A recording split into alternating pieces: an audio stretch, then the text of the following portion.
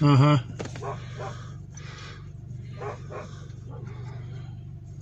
Снимай быстрее. Подожди. Где креп? Подожди. Сейчас кинется его.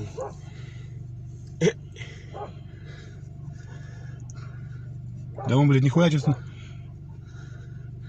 Я бы его сейчас... Вот он, где-то.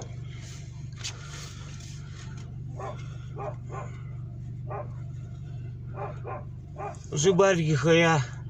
Пришел медведь белый. Скинешь мне потом, да?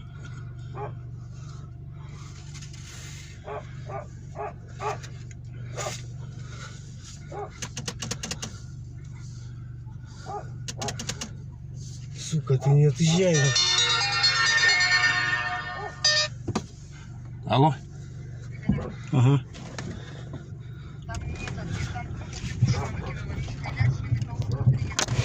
С Минэкологии приедут, блядь, а мы не стреляем, мы смотрим, он метров 5 от нас стоит, мы его снимаем на камеру. Не будем, конечно. Вот его просто держать надо, когда они полетят. Они полетят, что ли, или что сделают?